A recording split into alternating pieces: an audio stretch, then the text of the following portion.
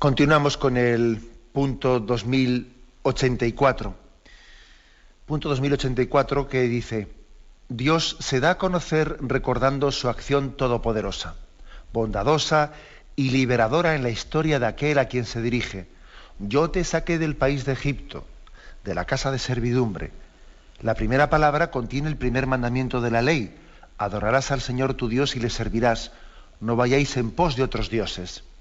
La primera llamada y la justa exigencia de Dios consiste en que el hombre le acoja y lo adore. De este punto, yo en 2084, yo subrayaría lo siguiente: el hecho de que Dios se ha dado a conocer su amor hacia el hombre, no de una manera teórica. Nosotros igual, pues eso, aquí estamos explicando el catecismo, ¿no? Y entonces, a ver, punto primero, Dios tal. Entonces, de alguna manera, estamos utilizando pues una fórmula, una pedagogía pues un poco magisterial, ¿no?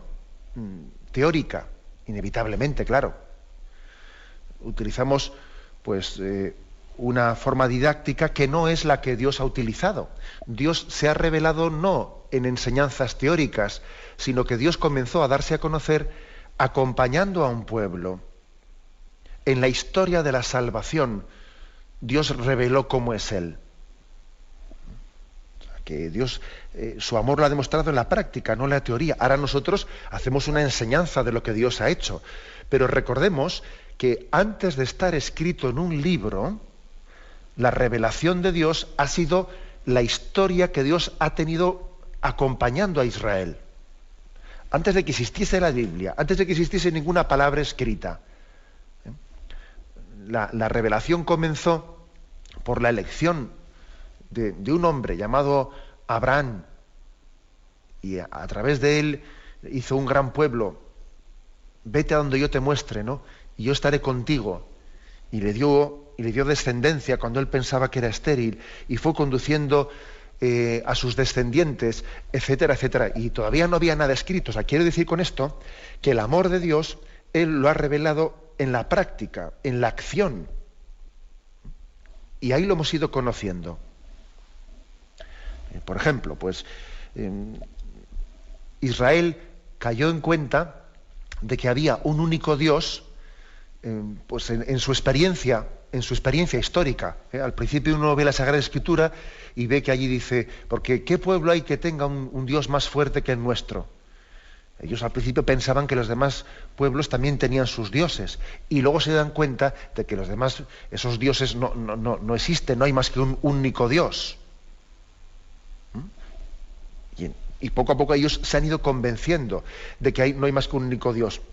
¿Y cómo se han convencido de ello? Pues al ver que Yahvé tiene una soberanía que no está limitada a un lugar determinado o a un pueblo determinado, que es Señor de señores y es Dios de dioses, y que en el fondo no hay más que un único Dios. De eso se han convencido no en una teoría, sino que en la propia experiencia de Israel han caído en cuenta de ello. Y eso se ha plasmado en la revelación. Y también el que Dios es amor y el que Dios nos quiere, lo han ido descubriendo en las acciones de Dios, en cómo les ha protegido, en cómo Dios les ha querido, en cómo les ha liberado de la esclavitud, de la servidumbre, ¿no? Como dice aquí. Han sido liberados con cariño, con amor. Ha cuidado, les ha llevado como el águila lleva bajo sus alas, ¿no?, a sus polluelos. También ellos han tenido la experiencia de que Yahvé les ha mimado. Claro, alguno de vosotros igual está pensando, bueno, pero también habrán recibido muchos zarpazos en la vida. Claro, como nosotros, también nosotros estamos llamados a descubrir cómo Dios nos quiere, y Dios nos mima, Dios nos cuida, y también a descubrirlo en medio de las cruces, no en un camino de rositas, no en una historia en la que no, también en medio de las cruces, y cómo Dios ha sacado bien de los males, y cómo también los episodios duros de nuestra existencia, en los que hemos llorado, Dios al final ha sido capaz de sanar nuestros corazones y madurarnos en ellos, y hacer de la cruz también instrumento de salvación. O sea, uno va aprendiendo la historia de su vida, ¿no? O sea, digamos que el amor de Dios lo hemos descubierto no porque alguien nos lo expresase en teoría, sino porque hemos visto cómo es Dios con nosotros, que Dios es bueno, que Dios nos cuida, que Dios sana las heridas del hombre. Es como la historia de Israel, la revelación, la historia de la salvación, es hacer una lectura de la historia en la clave del amor de Dios. Esa es la Sagrada Escritura. La lectura de la historia de la salvación en la clave del amor de Dios. Que por cierto, es muy importante que también nosotros hagamos esta misma lectura.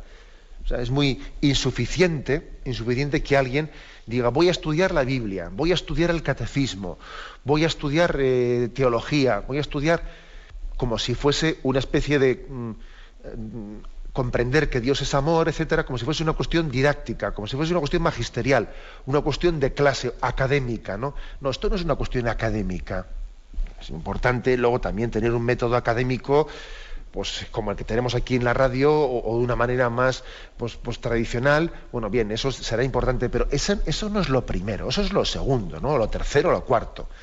Lo primero es hacer una lectura de nuestra vida, de la historia de mi vida, y ver cómo he sido conducido por Dios, cómo Dios me ha liberado de muchas esclavitudes, cómo Dios ha tenido paciencia conmigo, no en mi pecado, y Dios no ha arrancado ese árbol, sino que ha dicho, espera al año que viene, a ver si el año que viene da fruto, y ha tenido santa paciencia conmigo, y ha puesto junto a mí personas que han sido como signos de su amor y de su presencia, ángeles de Dios que me han cuidado, ¿no? Hacer una lectura de la historia de nuestra vida en la clave del amor de Dios. Eso es importante, porque, mira, uno podría saberse la Biblia de memoria y el catecismo y la teología, y podría tener la teoría muy clara, ¿no? Pero si él no es capaz de ver también en su propia vida, en la historia de su vida concreta, ¿no? Si no es capaz de ver en ella la historia de la salvación realizada, pues le sirve de muy poco toda esa teoría. Le sirve de muy poco. Es básico y es importantísimo que a la luz del Espíritu Santo veamos cómo la acción de Dios nos ha acompañado en todo momento. Aquí, por lo tanto, el catecismo lo que dice de la historia de Israel es aplicable a nuestro caso concreto. Dios se ha dado a conocer en su acción todopoderosa y en su acción amorosa en la acción, en la práctica, no en la teoría. La teoría viene más tarde, ¿no? Nos lo ha demostrado en la historia de la salvación y en mi historia de salvación concreta, que pertenece a esa gran historia de salvación, está integrada en ella.